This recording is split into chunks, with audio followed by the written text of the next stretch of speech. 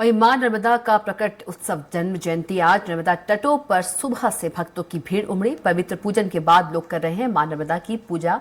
मां नर्मदा को चुनरी, वस्त्र और मिठाइयां अर्पित की जा रही है। भंडारों का आयोजन किया जा रहा है, प्रसाद वितरण किया जा रहा है। देर रात ठीक 12 बजे विशेष आरती की जाएगी। पवित्र पूजन के बाद लोग कर रहे हैं मां नर्मदा की पूजा। मां नर्मदा को चुनरी, वस्त्र और मिठाइयां अर्पित की जा रही है। देर रात ठीक 12 बजे की जाएगी विशेष आरती।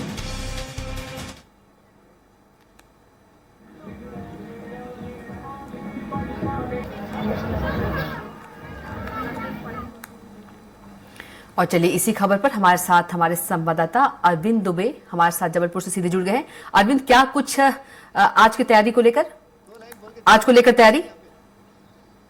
जी बिल्कुल, यहाँ पर जबरदस्त तैयारियां चल रही हैं नर्मदा जयंती की। इस वक्त हम जबलपुर के नर्मदा तट ग्वारी घाट पर खड़े हुए हैं और यहाँ पर रात के ठीक 12 बजे विशेष आरती होती है नर्मदा जयंती पर्व पर। और आज के दिन का महत्व ये है कि आज के दिन ये माना जाता है कि मां नर्मदा आज के दिन ही भगवान शिव के शरीर से, उनके बालों से प्रकट हुई थी। और जो भौतिक अवस्था है उनकी वो ये है कि अमरकंटक से वनस्पति के पानी जो निकला, जल निकला, उससे फिर नर्मदा का उद्गम हुआ और फिर पूरे मध्य प्रदेश को पार करते हुए वे गुजरात में जाकर वे समुद्र में मिली। तो इस तरह से ये जो महत्व है आज के दिन का बहुत ज्यादा महत्वपूर्ण है, क्योंकि मां नर्मदा जीवनदायिनी है मध्य प्रदेश की। ये आध्यात्मिक स्वरूप पर तो प्रतीकात्मक रूप पर इनकी पूजा की ही जाती है, लेकिन यदि हम देखें तो ये पूरे मध्य प्रदेश के लिए आर्थिक रूप से भी बहुत महत्वपूर्ण है, क्योंकि इन्हीं के माध्यम से पूरे मध्य प्रदेश में खेतों में सिंचाई होती है और लोगों को पीने का पानी मिलता है। तो इस वजह से भी नर्मदा का बहुत ज्यादा महत्व है। यही वजह है कि नर्मदा के तटों पर रात में ठीक 12 बजे लगभग 5 से 7 लाख लोग इकट्ठा होते हैं। और जिस जगह पर हम खड़े हैं अभी इस वक्त, यहाँ पर 5 लाख लोग होते हैं ठीक रात के 12 बजे उस विशेष आरती में शामिल होने के लिए। काफी दूर दूर से लोग आए हुए हैं। मैं शिव से कहूंगा, शिव जरा कैमरा घुमाएं, दिखाएं, जरा विहंगम दृश्य दिखाएं, नर्मदा की वो तैयारियां दिखाएं। कुछ लोग आए हैं हमारे साथ जो काफी दूर से आए हैं, तो उनसे पूछते हैं, यहाँ पर श्रद्धालु हैं। मैडम, आप कहाँ से आए हैं? नैनपुर से पूरे परिवार सहित मां नर्मदा के पावन दर्शन के लिए आए हैं। नैनपुर से आए हैं आप? तो इतनी दूर से ये क्या सिर्फ नर्मदा जयंती में सिर्फ शामिल होने के लिए आप लोग? रात में आप लोग यहाँ रुकेंगे, दर्शन करेंगे? नहीं, शाम की ट्रेन से हम आरती के बाद वापस। अच्छा। विशेष महत्व क्या, पूजन वगैरह की, चोली वगैरह चढ़ाई होगी आप? हाँ, बस अभी पूजन के लिए जाना है। यहाँ पर एक खास बात ये होती है कि जब नर्मदा जयंती जिस दिन होती है उस दिन मां नर्मदा को भेंट स्वरूप यहाँ पर वस्त्र प्रदान किए जाते हैं, उन्हें साड़ी दी जाती है, उन्हें चुनरी प्रदान की जाती है और फिर उनका पूजन अर्चन किया जाता है। और उसके बाद फिर यहाँ पर जो यहाँ पर प्रसाद वितरण है, मिठाइयों के तौर पर वो प्रसाद वितरण का काम होता है। और न केवल यहाँ पर तटों पर होता है बल्कि पूरे शहर में होता है। बड़े बड़े भंडारे आयोजित किए जाते हैं, उसमें भी लाखों लोग भोजन ग्रहण करते हैं, प्रसाद ग्रहण करते हैं। ये सिलसिला पूरी रात चलता है, इसके लिए तगड़ा बंदोबस्त करना पड़ता है। न केवल यहाँ पर पुलिस है, SDRF है, होमगार्ड के जवान है, वॉलंटियर्स है, NCC कैडेट्स है, ये तमाम लोग हैं। लगभग 11,000 इस तरह की जो व्यवस्थाएं हैं, 11,000 लोग यहाँ पर सुरक्षा के तौर पर तैनात किए गए हैं, जो नर्मदा के विभिन्न तटों पर तैनात है और यहाँ पर सुरक्षा के इंतजाम करेंगे। ये इंतजाम केवल कुछ घंटों के लिए नहीं होंगे, ये पूरे 24 घंटे के लिए होते हैं। 15 तारीख की रात से ये इंतजाम हो जाते हैं। 15 तारीख की रात से लोगों का आना शुरू हो जाता है और अब 16 तारीख को पूरे दिन यहाँ पर लोग रहते हैं और 16 की रात को 12 बजे की विशेष आरती में शामिल होते हैं।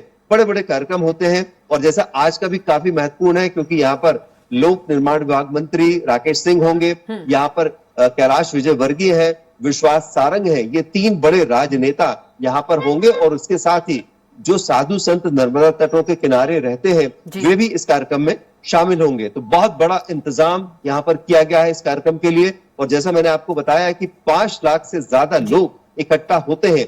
ये परंपरा बरसों से चली आ रही है और इस परंपरा का निर्वाह बड़ी शांतिपूर्ण ढंग से हो रहा है। चूंकि व्यवस्थाएं इतनी दुरुस्त रहती है, इसलिए यहाँ पर किसी तरह की परेशानी नहीं होती है। लोगों को काफी दूर से अपने वाहन खड़े करके फिर उन्हें पैदल आने के लिए कहा जाता है, तो दिक्कत नहीं होती है, आसानी से वे घाट तक पहुंच जाते हैं। और चूंकि ज्यादातर महिलाएं होती हैं और बच्चे होते हैं, युवा होते हैं इस विशेष आरती में शामिल होने के लिए, तो यहाँ पर दिक्कतें बिल्कुल भी नहीं होती है। और प्रशासन पूरे समय लोगों को गाइड करता रहता है कि कहां पर उन्हें जाना है, किस तरह उन्हें रुकना है और किस तरह उन्हें खड़े होना है। नर्मदा में यदि बात करें तो नर्मदा में होमगार्ड के जवान विशेष मोटर बोट के जरिए लगातार निगरानी करते हैं घाटों पर। किसी भी व्यक्ति को पानी में उतरने की अनुमति नहीं होती है।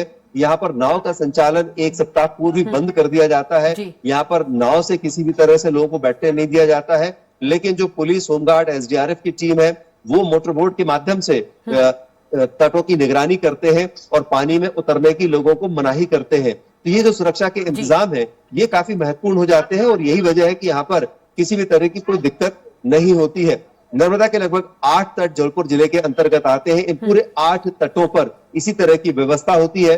मुख्य समारोह ग्वारीघाट तट पर होता है जहां इस वक्त हम खड़े हुए हैं। तो एक तरह से कहा जा सकता है कि ये मध्य प्रदेश का सबसे बड़ा पर्व माना जा सकता है कि एक साथ 5 लाख लोग एक जगह पर इकट्ठा हो। कविता जी। जी बिल्कुल,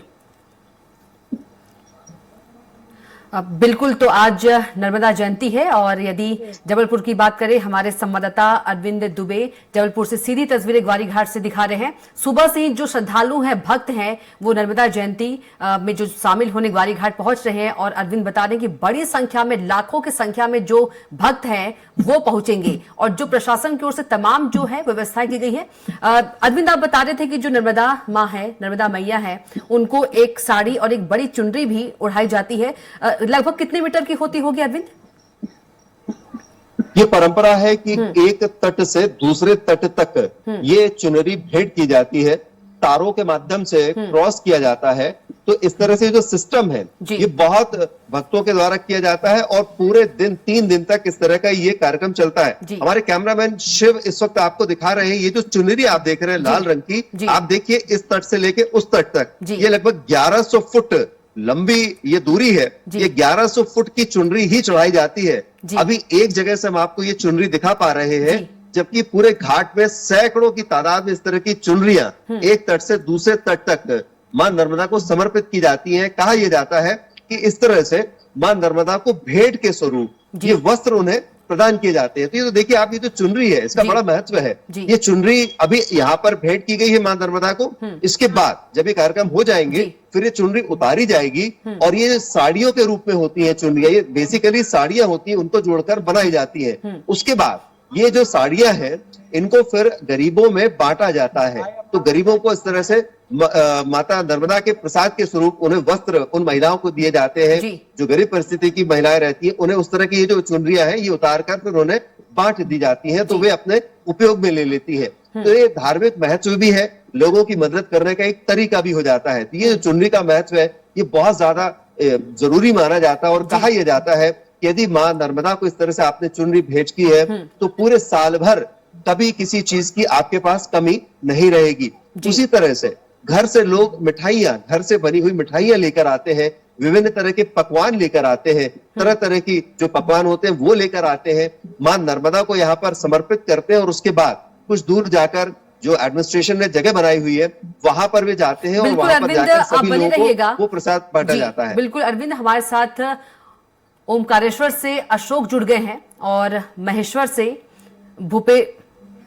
भूपेंद्र जुड़ गए हैं। अशोक और भूपेंद्र का रुख कर लेते हैं, सीधे ओमकारेश्वर चलते हैं। अशोक, क्या कुछ तस्वीर दिखाइए नर्मदा जयंती को लेकर।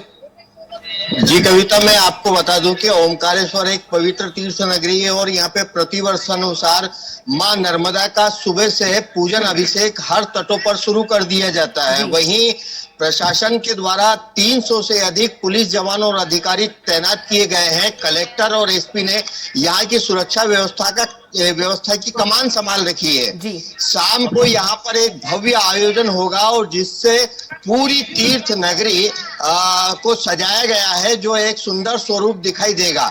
और यहाँ पर भजन कीर्तन आरती का पूजन होगा, काका आरती होगी, 151 लीटर दूध से यहाँ पर अभिषेक किया जाएगा और वही मां नर्मदा को चुनरी अर्पित की जाएगी और उसके बाद में यहाँ पर प्रसादी का वितरण होगा। उसके बाद में कई धार्मिक सांस्कृतिक आयोजन भी किए जाएंगे। इस दौरान श्रद्धालुओं का सुबह से आने का दौर शुरू हो गया है और प्रशासनिक व्यवस्थाएं दुरुस्त करने के लिए अधिकारी चप्पे चप्पे पर तैनात है। यहाँ पर हर क्षेत्र के अंदर में पुलिस बल पर्याप्त मात्रा में तैनात है। सुबह से कलेक्टर एसपी यहाँ पर मॉनिटरिंग कर रहे हैं और नर्मदा घाटों की सुरक्षा को लेकर यहाँ पर श्रद्धालुओं को सुरक्षा देने के लिए सुरक्षा नावें लगाई गई है, गोताखोर तैनात किए गए हैं। सारी व्यवस्थाएं यहाँ पे अभी दुरुस्त चल रही है और अभी जैसे जैसे दिन ढलता जाएगा 2 बजे के बाद में यहाँ पर श्रद्धालुओं का आगमन और बढ़ जाएगा। इसको लेकर ये यहाँ पर कम 2 लाख से अधिक श्रद्धालु शाम को सम्मिलित होंगे यहाँ पर काकड़ा आरती में। और मेरे पीछे आप देख रहे हैं जो ओंकार पर्वत है, पूरे पर्वत को काकड़ों से प्रज्वलित किया जाएगा और जिस पर एक सुंदर, ऐसा लगता है कि यह एक अलौकिक दृश्य है जो आप स्वयं कैलाश में खड़े हैं ऐसा आपको अनुभूति होगी ये नर्मदा के तट पर। बिल्कुल, हमारे साथ भूपेंद्र भी जुड़े हैं महेश्वर से। भूपेंद्र, क्या कुछ तस्वीर और क्या कुछ आज आयोजन होने वाले हैं और आपके आसपास लोग हैं उनसे बात करने की भी कोशिश कीजिए, कहाँ से वो लोग आए हैं? श्रद्धालुओं का नर्मदा तट पर तांता लगा है जहाँ अभिषेक किया जा रहा है। वहीं 1101 कुंटल दूध से अभिषेक किया जा रहा है। अभी देख रहे तस्वीरों में कि चुनरी चढ़ाई जा रही है माँ नर्मदा जी को और यहाँ हमारे साथ में पंडित जी भी है जिनसे हम बात करना चाहेंगे कि चुनरी चढ़ाई जा रही है, क्या कहेंगे? आज माँ नर्मदा जी का जन्मोत्सव है, तो इसके उपलक्ष्य में सारे महेश्वर के जितने भी घाट है वहाँ पर माँ नर्मदा की पूजन होगा, आरती होगी, प्रसाद बटेगा। हलवे का प्रसाद माता जी को बहुत प्रिय है। अभी 12 बजे मातुश्री का जन्मोत्सव होगा और हलवे का प्रसाद सब जगह बटेगा और सभी जगह अलग अलग जगह भंडारे भी हो रहे हैं और बहुत आनंद के साथ पूरे महेश्वर में पर्यटन नगरी जो है महेश्वर पवित्र नगरी के हिसाब से बहुत आनंद से उत्सव मनाया जाता है। जैसे कि हमने बात की, उन्होंने बताया कि आज सुबह से शाम तक ही बिल्कुल उत्सव का माहौल रहने वाला नर्मदा जयंती का। और वही मंडलेश्वर समीप जो घाट है वहाँ पर निर्जना उत्सव को लेकर भी सांस्कृतिक कार्यक्रम शासन की ओर से होना है, मतलब शासन की ओर से। जी बिल्कुल भूपेंद्र, पंडित जी भी आपके साथ हैं, उनसे पूछिए कि आज के दिन का क्या महत्व होता है। जी, आज नर्मदा जयंती क्या महत्व होता है आज के दिन का, क्या? आज माँ का जन्मोत्सव हुआ था। भगवान शिव की पुत्री कहती है माँ अमृता से नर्मदा हुआ तो माता का जन्म हुआ था, तो इस उपलक्ष्य में मनाया जाता है। जैसे कि उन्होंने बताया नर्मदा जी के बारे में। बिल्कुल भूपेंद्र, बात करें कितने की संख्या में जो श्रद्धालु हैं वो आज महेश्वर पहुंचने वाले हैं? जी, जैसे कि हर वर्ष की तरह इस बार भी हजारों श्रद्धालु यहाँ पर पहुंचेंगे और सुबह से आज देख रहे हैं ठंड होने के बाद भी श्रद्धालुओं की जो आस्था है वो कम ना होता है। और आज भी नर्मदा तट पर बिल्कुल मैं दिखाना चाहूंगा तस्वीरों में किस तरीके से जो लोग मतलब श्रद्धालु स्नान करने के लिए आए हैं नर्मदा तट पर। जी बिल्कुल भूपेंद्र, आज का दिन बहुत ही महत्व रखता है क्योंकि आज नर्मदा जयंती है। देश से तो लोग पहुंचते ही हैं, महेश्वर, ओमकारेश्वर, ग्वारी घाट की यदि बात करें, विदेशों से भी जो श्रद्धालु हैं वो आज पहुंचते हैं। जी, आज विदेशों से श्रद्धालु जो आए हुए हैं मैं उनसे भी बात करना चाहूंगा और उनसे भी जनाएंगे किस तरीके से आप देखते हैं। जी आज नर्मदा जयंती को आए हैं जो आप देख रहे हैं। very beautiful, very nice. जी, उन्होंने बताया कि जो माहौल दिख रहा है बिल्कुल ब्यूटीफुल माहौल लग रहा है। कहाँ से आए हैं Bhupendra? From Italy. From Italy. Yeah, from Italy. और भी यहाँ पर विदेशी पर्यटक हैं, उनसे भी जानना चाहेंगे। We are from Italy and we love India this time. It's an impressive ceremony and we like very much to see all these things here. It's like a little Varanasi, you know, but it's very important for us to see and to be in touch with people. Very, very important. We like very much. Thank you. We recommended this ceremony. जी, यहाँ पर भी और जो है उनसे भी जानना चाहेंगे किस तरीके से आप कहेंगे। बहुत अच्छा है, नर्मदा में हर साल होती है, साड़ी चढ़ाते हैं हम, बहुत अच्छा। थैंक यू वेरी मच, धन्यवाद। जी, जैसे कि बात करें पर्यटक भी आए हैं और श्रद्धालु है, उनसे बात की है। जो आज उत्सव जो आज माँ नर्मदा जी की जयंती है उसे मनाया जा रहा है और काफी उत्साह है श्रद्धालुओं में नर्मदा जी को। जी बिल्कुल अशोक, भूपेंद्र जो है वो विदेशों से आए जो मेहमान हैं उनसे भी बात कर रहे थे। क्या ओमकारेश्वर में भी जो विदेश से लोग पहुंचते हैं हर साल अशोक? जी कविता, मैं आपको बता दूं कि यहाँ पर श्रद्धालु लोग तो पहुंचते ही पहुंचते हैं। इसके साथ साथ में ये है कि यहाँ पर प्रशासन के द्वारा पूरी व्यवस्थाएं की जाती है और आसपास के क्षेत्र में ये लोग एकांत देखते हैं, इसलिए यहाँ पर विदेशी लोग आउट साइड में रहते हैं। यहाँ ज्यादातर भीड़ भाड़ वाले स्थिति नहीं आते हैं। बिल्कुल। यदि और जी यहाँ पर 151 लीटर दूध से नर्मदा जी का 7 को आरती होगी, शोभा यात्रा निकाली जाएगी और वही एक बहुत ही अलौकिक दृश्य के साथ में यहाँ पर धूमधाम से नर्मदा जयंती का पर्व मनाया जाता है और जगह जगह भंडारों का आयोजन अभी से शुरू हो गया है। बिल्कुल। यदि अशोक बात करें कितनी की संख्या में जो श्रद्धालु हैं आज यहाँ पहुंचने वाले हैं? जी, यहाँ पर 2 लाख से अधिक श्रद्धालु पहुंचेंगे और पहुंचने का दौर जारी है। यहाँ पर पास में 12 किलोमीटर दूर पर जो खेड़ी घाट बोला जाता है वो भी एक नर्मदा तट है। तो सबसे पहले श्रद्धालु वहां पर आकर रुकते हैं और उसके बाद में ओमकारेश्वर पहुंचते हैं, क्योंकि ओमकारेश्वर का एक विशेष दृश्य देखने के लिए यहाँ पर श्रद्धालुओं की रात्रि में सबसे अत्यधिक भीड़ हो जाती है और जो यह कार्यक्रम रात्रि को देर रात तक चलता है। बिल्कुल। अशोक, आपके आसपास कोई श्रद्धालु है तो उनसे बात कीजिए। जी, अभी तो सब स्नान करने के लिए जा रहे हैं। आप कहाँ से आए हैं? महाराष्ट्र से आए। किस उद्देश्य से आए हैं ओमकारेश्वर? भगवान के लिए आया, नाना बनाने के लिए और दर्शन करने के लिए। आज नर्मदा जयंती का पर्व है। हाँ, नर्मदा जयंती का पर्व है आज।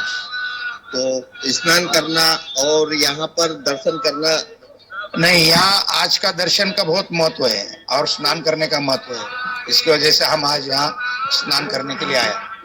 जी कविता, मैं आपको बता दूं कि महाराष्ट्र से आए हुए हैं और इनका कहना है कि आज का दिन का बहुत महत्व है और ओमकारेश्वर में नर्मदा स्नान करके ये नर्मदा जी के महाआरती में शामिल होंगे। जी बिल्कुल। अशोक और भूपेंद्र आप बने रहिएगा, आप सीधे रुक कर लेते हैं अरविंद का जबलपुर से। अरविंद, भूपेंद्र तस्वीर दिखा रहे थे महेश्वर से और ओमकारेश्वर से अशोक तस्वीर दिखा रहे थे।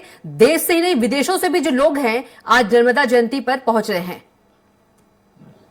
जी बिल्कुल। देखिए, एक्चुअली जो नर्मदा है जी वो विश्व में थोड़ा सा अलग तरह की एक नदी है। तो इसके बारे में जितनी भी जानकारी जिनके पास भी पहुंचती है, वो चाहे देश के अंदर हो या देश के बाहर हो, तो लोगों में एक उत्सुकता जाहिर होती है कि आखिर वे इस नर्मदा को देखना चाहते हैं, नदी को देखना चाहते हैं कि ये इस तरह से अलग क्यों है प्राकृतिक दिशा से। देखिए, सबसे खास बात यह है कि ये उल्टी दिशा की तरफ बहती है।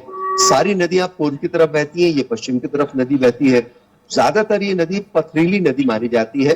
चट्टानें इसके चारों तरफ होती हैं। कहीं सुंदर चट्टानें हैं संगमरमर की, तो कहीं ब्लैक कलर की इसमें चट्टानें हैं जो कि अपने आप में एक अलग तरह की चट्टानें मानी जाती हैं। और इसके लिए कई बार कुछ जो भूगर्भ शास्त्री होते हैं वे भी अलग अलग तरह के शोध करने के लिए यहाँ पर आते हैं। तो ये कुछ अलग तरह की विशेषताएं लिए हुए नर्मदा है।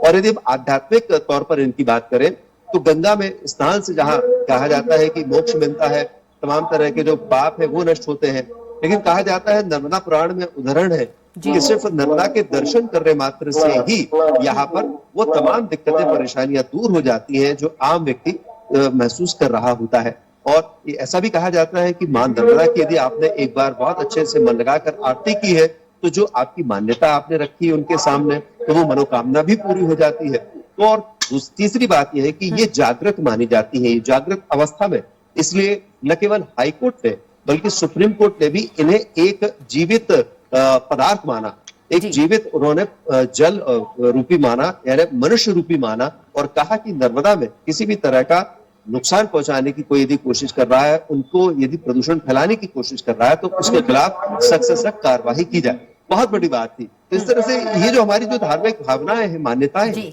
उनको यदि हम देखें तो ऐसा लगता है कि ये एक अलग तरह की चूंकि नदी है, इसलिए देश से विदेश से लोग यहाँ पर आते हैं देखने के लिए, समझने के लिए, जानने के लिए। और वो ये भी देखते हैं कि गंगा के प्रति इतनी आस्था तो है ही, लेकिन नर्मदा के प्रति लोगों की आस्था कितनी जबरदस्त है। तो ये एक बहुत बड़ी बात होती है कि लोग नर्मदा परिक्रमा भी करते हैं। सिर्फ इकलौती मध्य प्रदेश देश की एक ऐसी नदी है जिसकी परिक्रमा की जाती है।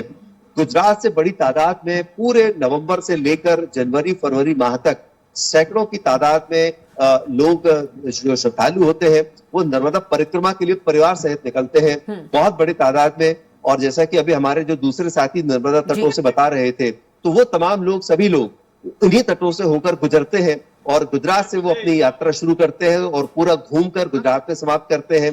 फिर अमरकंटक से भी यात्रा शुरू करते हैं तो पूरा गुजरात से घूमकर वापस अमरकंटक में अपनी यात्रा समाप्त करते हैं। हमारे साथ कुछ लोग यहाँ पर हैं जिनसे हम बातचीत करते हैं। आप लोग कहाँ से आए हैं? ओंकारेश्वर से हम लोग। ओंकारेश्वर से? दादा गुरु के साथ में। अच्छा, दादा गुरु के परिक्रमा चल रही है हमारी। जी जी, परिक्रमा चल रही है। ये नर्मदा के किनारे क्या खास बात आपको समझ में आ रही है? माँ का जो तट है जी, वो इस युग का सत्य तट। इस परिक्रमा को करने के लिए दादा गुरु ने जो हमको सिखाया है, जो बताया है, वो बहुत अद्भुत है। इंसान को एक बार परिक्रमा जरूर करना चाहिए। जानने के लिए काफी कुछ मौका मिलता है, किस तरह से जीवन मिल रहा है, किस तरह से जी सकते हैं, क्या है वो सब जीवन को लिए लाभदायी है। अच्छा, तो देखिए ये जो बातें हैं, ये बातें तभी निकल कर आती हैं जब लोगों से हम मिलते हैं और लोग जब परिक्रमा के लिए निकलते हैं तो ये एक तरह का जो सामाजिक गठबंधन है, जो समाज की जो समरसता की बात है, वो भी मां नर्मदा सिखाती है। तो अब ऐसी नदी जो न केवल धार्मिक रूप से यहाँ पर स्थापित हो, न केवल आर्थिक रूप से मजबूती देती हो और सामाजिक रूप से भी। बिल्कुल अरविंद, तमाम जानकारी के लिए आपका बहुत धन्यवाद। भूपेंद्र आपका भी और अशोक आपका भी।